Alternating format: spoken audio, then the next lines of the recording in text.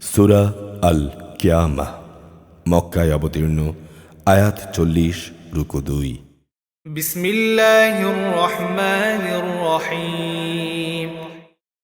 আমি শপথ করছি কিয়ামত দিবসের, আমি শপথ করছি সে নফসের যে ত্রুটি বিচ্যুতির জন্যে নিজেকে ধিক্কার দেয়।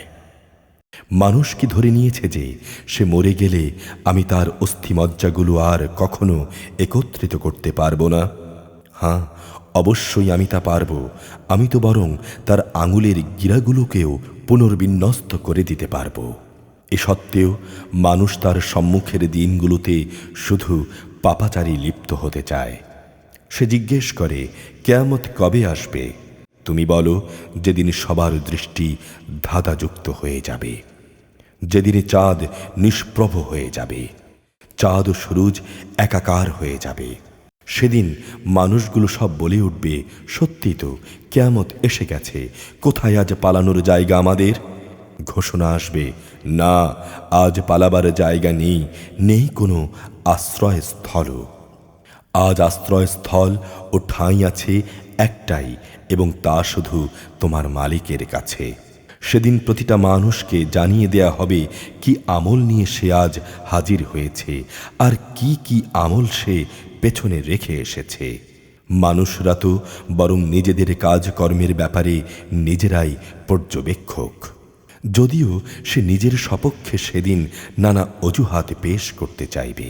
হে নবী, ওহির ব্যাপার তুমি তাতে তাড়াহুড়ো করার উদ্দেশ্যে তার সাথে তোমার জিহ্বা নাড়িও না।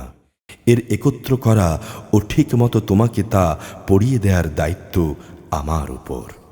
অতএব আমি যখন জিব্রাইলের মাধ্যমে তোমার কাছে কোরআন পড়তে থাকি, তখন তুমি সে পড়ার অনুসরণ করার চেষ্টা করো।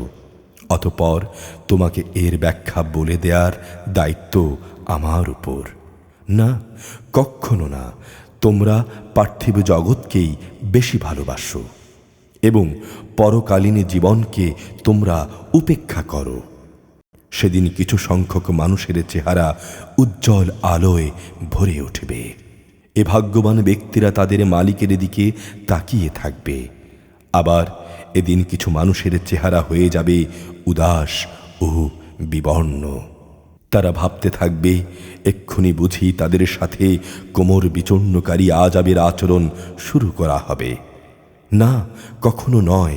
মানুষের প্রাণ যখন তার কণ্ঠনালী পর্যন্ত এসে যাবে, তাকে বলা হবে, এ সময় জাদুটোনা ও ঝাড়ফুঁক দেওয়ার মতো কেউ কি আছে? সে তখন বুঝে নেবে যে অবশ্যই পৃথিবী থেকে এটাই তার বিদায় নেয়ার সময়। আর এভাবেই তার এ জীবনের শেষ পা পরের জীবনের প্রথম পার সাথে জড়িয়ে যাবে। আর সে দিনটিই হবে তোমার মালিকের দিকে তার অনন্ত যাত্রার প্রথম সময়। আসলে এ জাহান্নামী ব্যক্তিটি সত্য স্বীকার করেনি এবং সত্যের দাবি মোতাবেক সে নামাজ প্রতিষ্ঠা করেনি, বরং তার বদলে সে সত্যকে মিথ্যা প্রতিপন্ন করেছে এবং সত্য থেকে সে মুখ ফিরিয়ে নিয়েছে। সে অত্যন্ত দম্ভ ও অহমিকা ভরে নিজের পরিবার পরিজনের কাছে ফিরে গেল। আল্লাহ তাআলা বলবেন, হ্যাঁ, এ পরিণাম ঠিক তোমাকেই মানায় এবং এটা তোমারই প্রাপ্য। অতঃপর এ আচরণ শুধু তোমারই সাজে, এটা তোমার জন্যই মানায়। মানুষ কি ধরে নিয়েছে যে তাকে এমনি ছেড়ে দিয়ে রাখা হবে? সে কি এক সময় এক ফোঁটা স্খলিত শুক্রবিন্দুর অংশ ছিল না?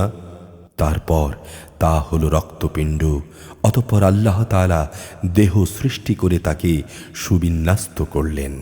এরপর তিনি তার থেকে নারী পুরুষের জোড়া পয়দা করেছেন।